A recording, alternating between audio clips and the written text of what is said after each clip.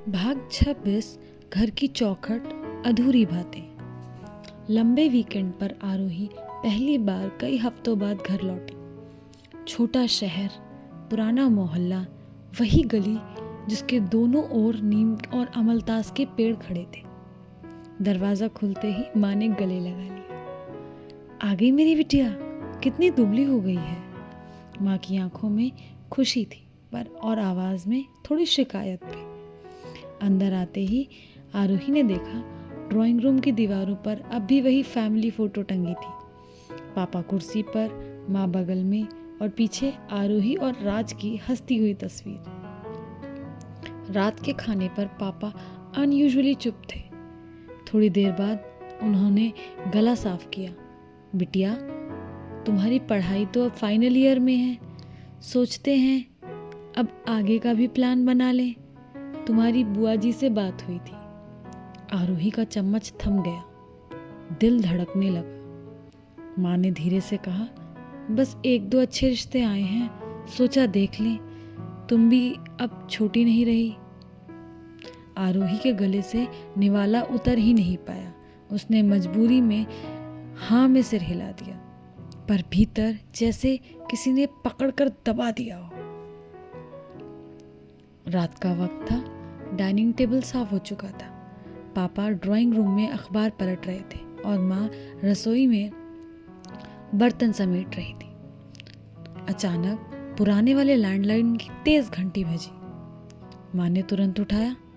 हाँ जीजी, नमस्ते, कैसी हैं आप? दूसरी तरफ से बुआ जी की आवाज़ इतनी तेज थी कि ड्राइंग रूम तक पहुँच रही थी। अरे नमस्ते नमस्ते, सब बढ़िया। सुनो भाभी, आज तो मैं बड़ी खास खबर लेकर फ़ोन कर रही हूँ। तुम्हारी बेटी के लिए एकदम परफेक्ट रिश्ता मिला है। माँ हल्के से उत्साह से बोली। अच्छा, कौन? अरे हमारे जानने वालों का बेटा है, बहुत ही संस्कारी लड़का है।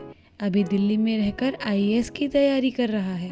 पर्सनालिटी एकदम टॉप क्लास, और हाँ, फैमिली भी बहुत अच्छे हैं, बड़े घर का है, इज्जतदार लोग हैं। आरोही, जो ड्राइंग रूम में सब सुन रही थी, उसके कान खड़े हो गए, दिल धड़कने लगा। फिर से वही शादी की बातें। फोन के उस पार से बुआ जी की आवाज़ लगातार बह रही थी। देखो भाभी, आजकल कंपटीशन बहुत है।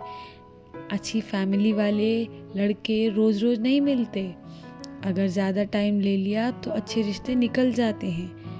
लड़की तो आपकी बहुत अच्छी है, पढ़ी लिखी है, पर सोसाइटी में लोग तो यही कहते हैं ना कि लड़की जितनी जल्दी सेटल हो जाए उतना अच्छा। माँ बीच में ठीक है जीजी, हाँ आप सही कह रही हैं, कहती रही। पापा ने अखबार मोड़ा और हल्की सी आवाज़ में माँ से कहा, पूछो लड़के की उम्र क्या है? माँ ने फ़ोन पर दोहराया। बुआ जी बोली, बस 26 का होगा, और सुनो, हाइट भी अच्छी है, टॉल फेयर हैंडसम वाला पैकेज है। तुम्हारी बेटी तो सोने पे सुहागा होगी। आरोही का गला सूखने लगा। IAS aspirant, tall fair handsome, जैसे किसी कैटलॉग से लड़का चुनकर ला रहे हो। उसे वरुण की हंसी याद आई। उसकी वो बातें, जब मुश्किल लगे तो मुझे याद कर लेना। दिल और दिमाग के बीच जैसे टग ऑफ वॉर चल रहा था। पापा ने थोड़ी देर बाद ऊंची आवाज में पूछा, अच्छा, और घर वाले कैसे हैं? लड़की की पढ़ाई को लेकर क्या सोचते हैं? फोन के उस पार से बुआ जी बोली, अरे बहुत मॉडर्न लोग हैं।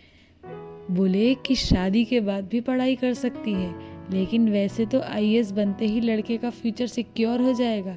लड़की को बस घर संभालना रहेगा। आखिर शादी के बाद प्रायोरिटीज बदल जाती है ना। पापा ने गहरी सांस ली। ठीक है जीजी, देखेंगे, अभी बात आगे बढ़ाना मत, पहले आरोही से भी पूछेंगे। माँ ने फ़ोन रखा और कैजुअल अंदाज में बोली, बुरा मत मानना, पर सच में लड़का अच्छा है, तेरा फ्यूचर सिक्योर हो जाएगा। आरोही बस धीरे में से सिर हिला दिया, पर अंदर ही अंदर उसके दिल में तूफान चल रहा था।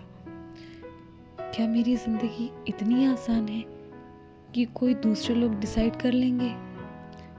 वरुण, काश तू अभी मेरे सामने होता। फिर आरोही अपने कमरे में गई, फोन उठाया।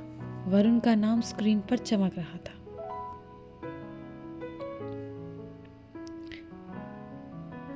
वरुण का मैसेज आया, सब ठीक। आरोही ने देखा, टाइपिंग शुरू किया, लेकिन फिर मिटा दिया। सिर्फ एक वर्ड लिखा, बिजी।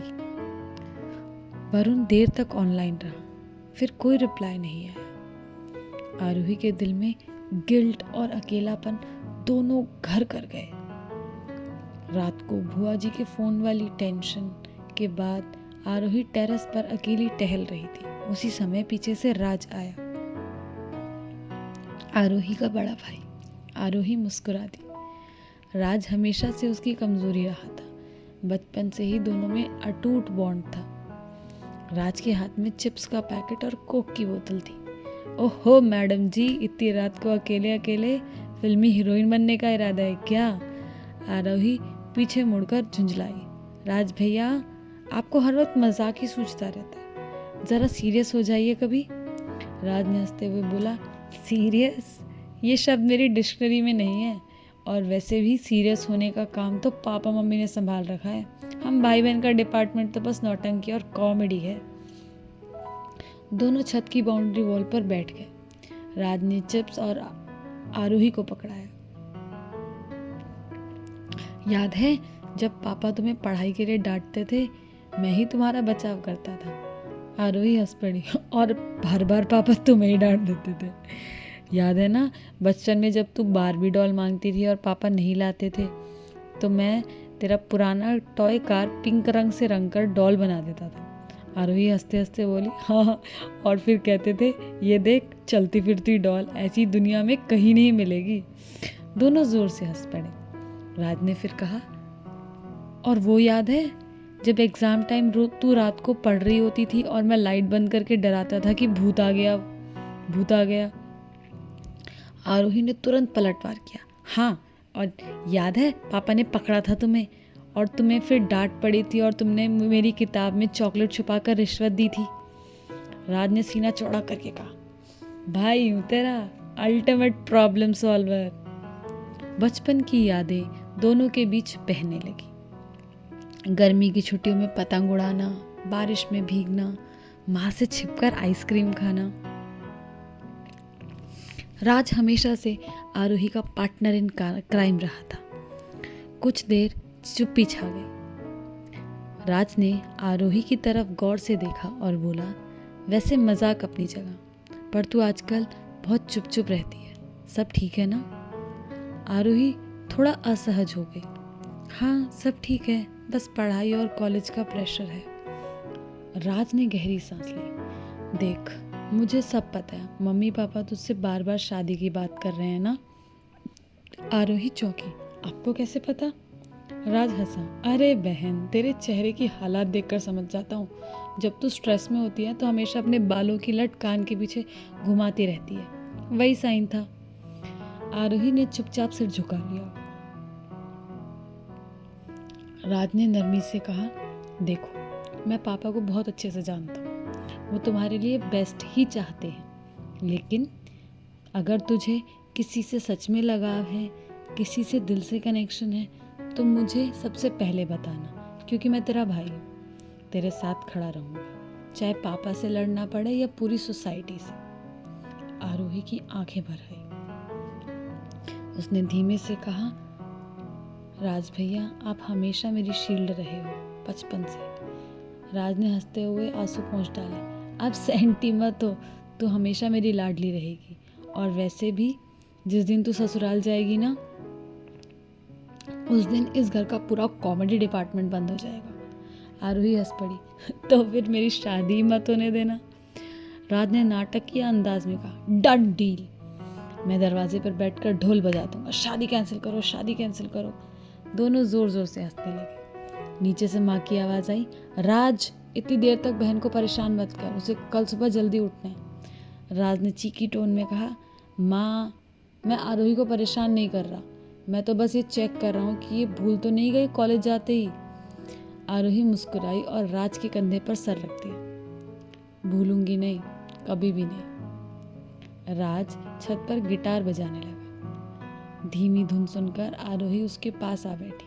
राज ने कहा, मैं जानता हूँ तुम स्ट्रांग हो, पर कभी कभी स्ट्रांग लोग भी किसी के कंधे की ज़रूरत महसूस करते हैं। और अगर तुम्हें लगता है कि तुम्हारे दिल में कोई है तो डरो मत, बस सच कह दो।